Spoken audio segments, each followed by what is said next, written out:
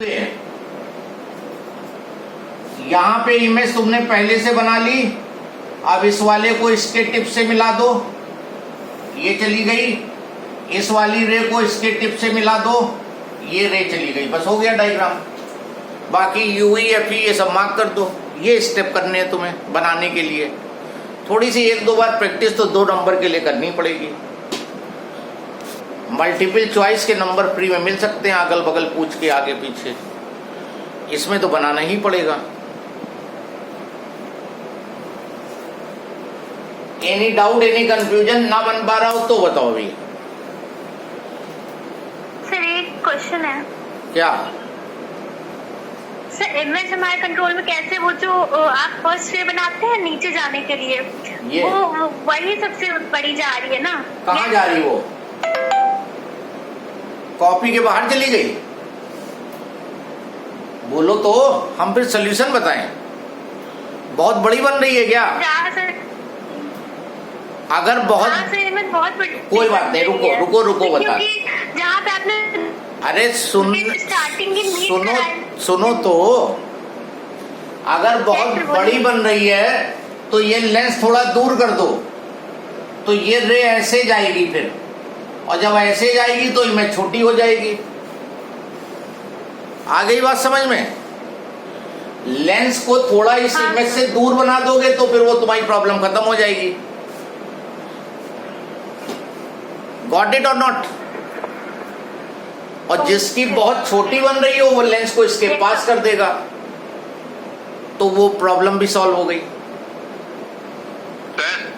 हाँ सर, ये जहाँ पे आई है, आई जहाँ पे सर वो वाली रेस का फोकस से लेना देना है कि कहीं आगे भी कहीं बने उससे कोई मतलब नहीं। ये तो रेस जा रही हैं, तुम यहाँ पे आंख लगाई तो तुम्हें लगा कि ये रेस यहाँ से आती है। They appear to come from this point, तो वहां पे इमेज हो गई। हाँ, उससे कोई मतलब नहीं, कहीं बनाओ।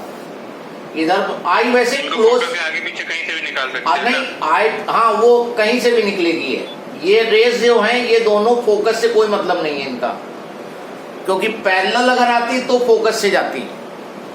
उनका रेस से कोई, उससे फोकस से मतलब नहीं है। ये वाला स्टेप अगर सही होता है तो 1 मार्क मिलते हैं, अगला स्टेप सही होता है तो 2 नंबर मिलते हैं। बस फोकस वगैरह मार्क होने चाहिए।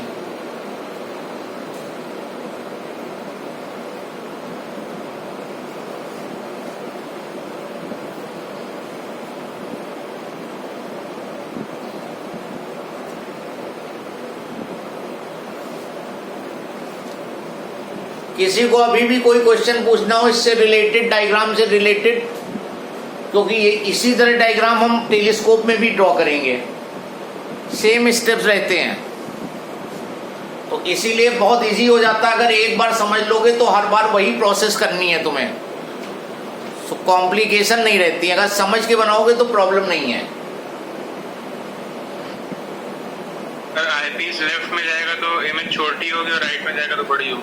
देखो यहां से देखो तुम, अगर तुम इस आईपीस को यहां कर दो तो ये रे यूं जाएगी तो इमेज छोटी हो जाएगी फाइनल, और पास में लाओगे तो ये और ऐसे हो जाएगी तो इमेज बड़ी हो जाएगी। ठीक है, तो वो तुम एडजस्ट कर लोगे। 1-2 बार प्रैक्टिस में थोड़ा गड़बड़ होगा, उसके बाद जब एक बार एडजस्ट हो जाएगा तो एकदम सही साइज मिलेगा तुम्हें।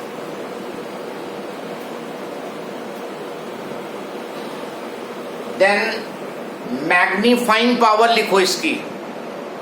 मैग्नीफाइंग पावर कभी कभी डिफाइन करने को कह देता है, तो मैग्नीफाइंग पावर लिखो, same definition as in simple microscope. जो सिंपल माइक्रोस्कोप में मैग्नीफाइंग पावर की डेफिनेशन थी, that is ratio of visual angle subtended by final image at eye to the visual angle subtended by object at unaided eye when object is at least distance of distinct vision। तो वही definition यहां भी लिखी जाएगी। सो जो magnifying power you will be getting, that will be m is equal to visual angle subtended by final image at I beta, और जो object ने सबटेंड किया है नेकेड आई पे वो अल्फा।